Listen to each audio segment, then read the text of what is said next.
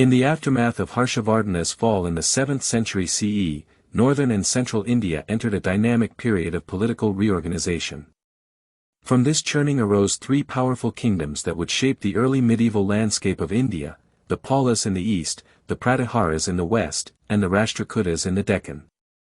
Each kingdom, with its unique cultural, military, and administrative strengths, played a crucial role in maintaining regional balance and resisting foreign invasions.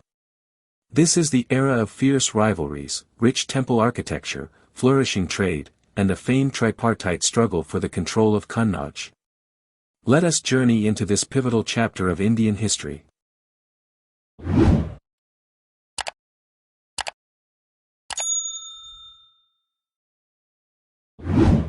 In the aftermath of Harshavardhana's fall in the 7th century CE, northern and central India entered a dynamic period of political reorganization. From this churning arose three powerful kingdoms that would shape the early medieval landscape of India: the Palas in the east, the Pratiharas in the west, and the Rashtrakutas in the Deccan. Each kingdom, with its unique cultural, military, and administrative strengths, played a crucial role in maintaining regional balance and resisting foreign invasions. This is the era of fierce rivalries, rich temple architecture, flourishing trade, and the famed tripartite struggle for the control of Kannauj. Let us journey into this pivotal chapter of Indian history, the Palas of Bengal, 8th to 12th century. A. Rise of the dynasty. The Pala Empire was born in Bengal in the 8th century CE when the people, troubled by anarchy, elected Gopala as their ruler, a rare instance of democratic choice in Indian monarchy. Gopala's son Dharmapala expanded the empire, bringing Magadha, Bengal, and even parts of northern India under Pala control. B. Cultural contributions. The Palas were patrons of Buddhism, especially the Mahayana school. Under their rule, great monastic universities like Nalanda, Vikramashila, and Odantapuri flourished, attracting scholars from across Asia. Their bronze sculptures and Pala-style art became globally influential. C. Administration and trade. The Palas maintained a centralized monarchy with provincial governors. They fostered trade relations with Tibet and Southeast Asia, especially via ports in Bengal. D. Decline. By the 12th century, the Pala Empire weakened due to internal rebellions and external invasions, paving the way for the rise of the Sena dynasty. The Gurjara-Pratiharas of western India, 8th to 11th century. A. Foundation and expansion. Founded by Nagabhata I, the Gurjara-Pratiharas rose to prominence after successfully repelling Arab invasions in the 8th century. Under Mihir Bhoja and Mahendrapala, the empire reached its zenith, covering much of northern India and asserting dominance over Kannauj. B. The tripartite struggle. A defining aspect of the Pratihara reign was their involvement in the tripartite struggle, a century-long contest between the Pratiharas, Palas, and Rashtrakutas to control Kannauj, a symbol of imperial legitimacy in North India. C. Cultural patronage. The Pratiharas were devout Hindus, and their era saw the construction of many temples in Nagara style, including early prototypes of later Rajput architecture. D. Military and administration. Their military strength was formidable, and they maintained feudal relations with vassals. The empire was divided into mandalas, provinces, governed by samantas, feudatory chiefs. E. Decline. The continuous tripartite wars and internal dissent gradually led to the decline of the Pratiharas, and by the 11th century, they faded as regional powers like the Chandelas and Paramaras rose.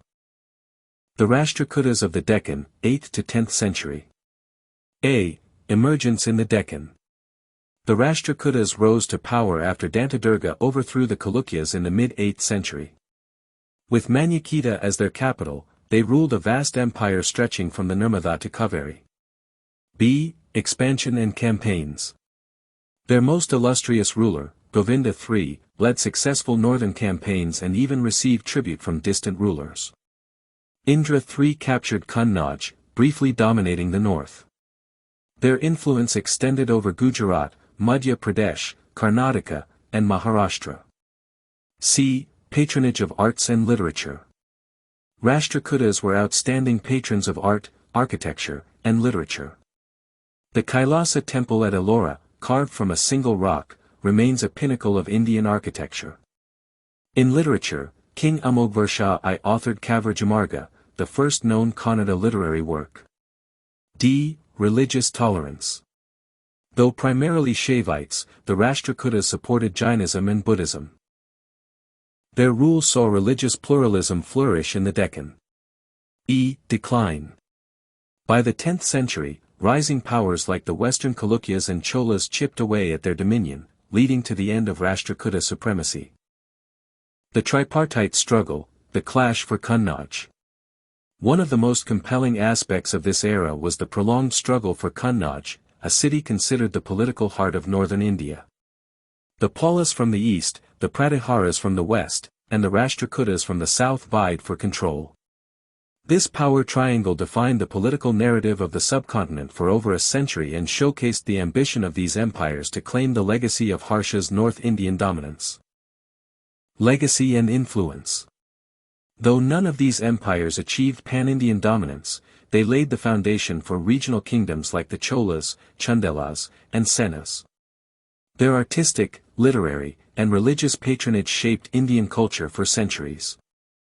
More importantly, their successful defense against external invasions ensured that Indian civilization remained uninterrupted, allowing the flowering of medieval Indian thought and tradition. The Palas, Pratiharas, and Rashtrakutas may have fallen to the sands of time, but their legacies still echo in the temples they built, the manuscripts they funded, and the political traditions they set.